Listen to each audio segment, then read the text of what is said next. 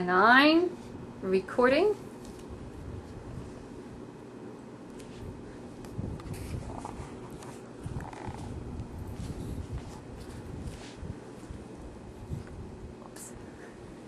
Hi, my name is Sarah Bubness. Today I'm going to be discussing with you why children in public schools should wear uniforms. There have been a lot of controversial conversations going on in regards to school uniforms. A lot of people believe that school uniforms will be distracting. Or no, not distracting. That they will not have individuality allowed in the schools.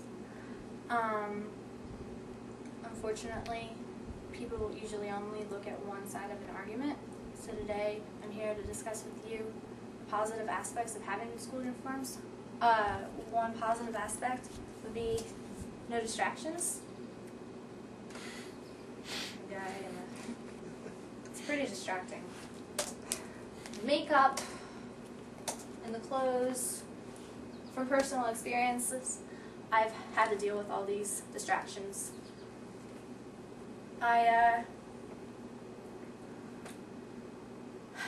In the morning, I would get up and I would spend an hour or more getting ready for school. I would try to find something to wear. Never would happen. I would always just wear, well, it doesn't matter. Anyway, I would end up late for school, and I would get written up for it, and it made my grades suffer. I would never have time to eat breakfast, which means that I would be hungry throughout the day, or I would just ransack my lunch bag, and then by the time I went to lunch, everything would be empty. It ended up being a snowball effect, and again, it made my grades suffer. The reason why I'm sharing this with you is because if we implement bad decisions in our children today, tomorrow they're going to make more bad decisions. They should be focusing more on schoolwork and less on what is cool, what's not cool. Which leads me to my next topic, professionalism. Professionalism and uniformity. Children usually go off of what their parents wear. Ever since they were little, you would see a child get a little dollhouse and they'd pretend that they were mommy, daddy, or they'd get a kitchen set, easy bake oven, whatever. The point is that they would try to copy their parent. So in this case, don't you think that it's better to copy a parent in a school setting? By wearing a uniform, they'll be more professional. They'll be able to prepare more for when they grow up and have to wear uniforms for work, such as cops, firemen, business associates, mailmen, army, whatever. They also copy school districts and colleges now. Wearing a uniform will make the children want to go to colleges. An example of one college that does use school uniforms would be Liberty University.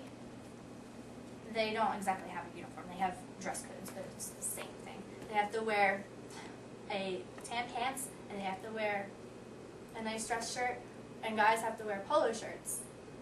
This is just to promote professionalism so that they would focus more on their schoolwork. School uniforms will also bring together the students as a body, student body, and hopefully they'll have more pride in their education and in their school community, household. Another main point which I want to discuss with you today is our violence in schools. Not wearing a uniform can often compel a lot of violence in today's society. Children worry about, again, what they should wear rather than what they should be focusing on in school. Gangs can be, gangs thrive from this. For example, the Bloods and the Crips, red and blue. They pick each other out that way, and if you have school uniforms, then it'll be more difficult for them, which will hopefully save lives, because they'll have to call the person by name, and they won't be able to recognize them by what color that they're wearing, or not wearing, whatever. In Long Beach, California, in fact, a study was taken to see how much of a change school uniforms impacted the students. And there was a huge, huge reduction in latenesses, sex offenses, and overall violence. It was up in the 90th percentile. So I thought that was pretty interesting fact. So that was my speech. Are there any questions that you guys would like to ask about what I talked about today? How easy is it for a school to implement school uniforms? In fact, it's pretty simple. You have to have the Board of Education approve it first, but then they will send a letter to the students' parents, and they have to approve it.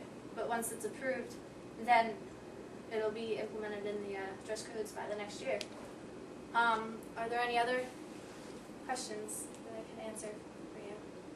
Where do these schools get the uniforms? Also a very good question. Students or parents, still people who buy uniforms, they can get them from websites, school functions, hand-me-downs. There's a lot of different ways that you can get them. They're cheap. On average, a parent usually spends $1,000 a year on school clothes, the ripped jeans, $60 express pants, and you don't need to do any of that. You need to be able to focus. So by having school uniforms, hopefully that will be better. Any other questions that I can answer for you today? How do you address those that say that individualism is lost when you implement school uniforms? That's the best question I've heard all day. Well, personally, if you can't express yourself without having to look cool, you should be able to express yourself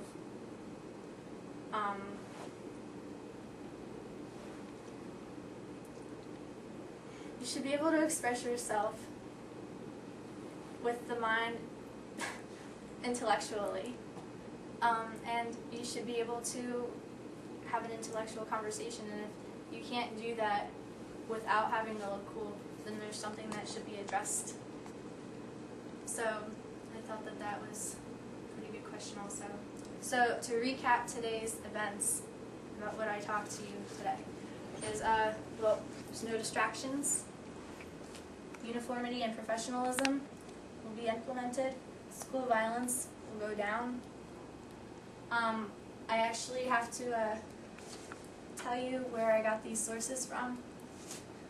The first one for the no distractions, I got it from a school uniform and debate website.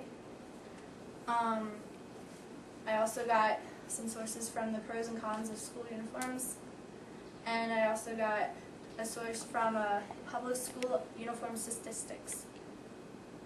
So by the education book. Everything is on the school, on the site sheet, so shouldn't have any problem finding it. That's my speech. Have a nice day. Yay! I got through it.